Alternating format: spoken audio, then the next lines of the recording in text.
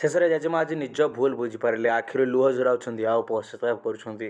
ଏ କ'ଣ ସବୁ ତାଙ୍କ ହାତରେ ହେଇଯାଇଛି। ସବୁକିଛି ସେ ନିଜେ ଯେମିତି ଭାଙ୍ଗି ରୁଜି ଚୁରମାର କରିଯାଇଛନ୍ତି।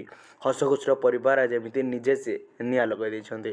ଆଉ ଏମିତି ସବୁ ପାଇଁ ନିଜକୁ ସେ ଦାୟୀ କରିଛନ୍ତି। ଆଉ ଜେଜେମା ଯେତେବେଳେ ନିଜ ଭୁଲ ସବୁ ଆଜି ବୁଝିପାରିଛନ୍ତି ଆଉ ପଶ୍ଚାତାପ କରୁଛନ୍ତି, ଆଉ ତାପରେ ଯାହା ସବୁ କରିଛନ୍ତି ଚିକି ରାମ ପାଇଁ ଏକାଠି ପାଇଁ ଯାହା ସବୁ ଜେଜେମା ସାକ୍ରିଫାଇସ୍ କରିବେ, ସବୁ ଡିଟେଲ୍ସରେ ଆପଣମାନେ ଆଗକୁ এই ভিডিও ଜାଣିବାକୁ ପାଇଯିବେ। ଭିଡ଼ିଓକୁ ନିଶ୍ଚିତ ଭାବରେ ଶେଷ ପର୍ଯ୍ୟନ୍ତ ଦେଖିବାକୁ ଚେଷ୍ଟା କରିବେ। ଯେଉଁମାନେ ପ୍ରକୃତରେ ରାମ ଚିକିଙ୍କର ଯୋଡ଼ିକୁ ପସନ୍ଦ କରୁଛନ୍ତି, ତୋରି ପାଇଁ ତୋ ପାଇଁ ଧାରାବାହିକକୁ ଦେଖୁଛନ୍ତି, ନିଶ୍ଚିତ ଭାବରେ ଭିଡ଼ିଓକୁ ଲାଇକ୍ କରିବେ ଏବଂ କମେଣ୍ଟ କରି ଜଣାଇବେ ଯେ ଆପଣମାନଙ୍କୁ ଏହି ଧାରାବାହିକଟି କେତେ ମାତ୍ରାରେ ପସନ୍ଦ ଆସେ। ତାହେଲେ ଦର୍ଶକ ବନ୍ଧୁ, ଆଜିର ଅଧ୍ୟାୟରେ ଆପଣମାନେ ତୋରି ପାଇଁ ତୋ ପାଇଁ ଧାରାବାହିକରେ ଗୋଟିଏ ବହୁତ ବଡ଼ ଟୁଇଷ୍ଟ ଦେଖିବେ।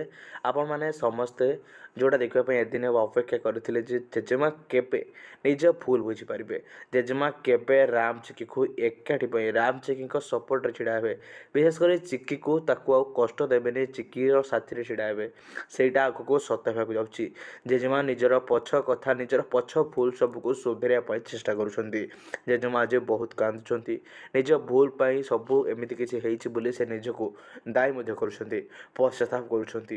ଯେତେବେଳେ ଆପଣମାନେ ଦେଖିବେ କି ଆଜିର ଅଧ୍ୟାୟରେ ପବିତ୍ରା ରାମ ଆଉ ଚିକିକୁ କୋଳରେ ରଖି କାନ୍ଦୁଥିବ ଆଉ ଗୀତ ଗାଇ ଶୁଣାଉଥିବ, ଠିକ୍ ଏତିକି ବେଳେ ଜେଜେମା ଲନ୍ ଉପରେ ଆସି ଦେଖିବେ। ଆଉ ଦେଖିବା ପରେ ତାଙ୍କର ପଛ କଥା ସବୁ ମନେ ପଡ଼ିଯିବ।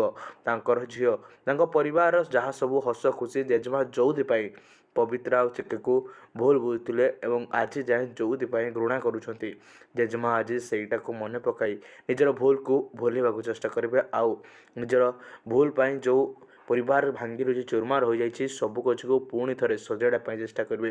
ଜେଜେମା ନିଜ ଆଖିରୁ ଲୁହ ଝରାଇବା ଆଗକୁ କ'ଣ ସବୁ ଘଟିବ ଆପଣମାନେ ଧାରାବାହିକ ଦେଖିଲେ ନିଶ୍ଚିତ ଭାବରେ ଜାଣିଯିବେ।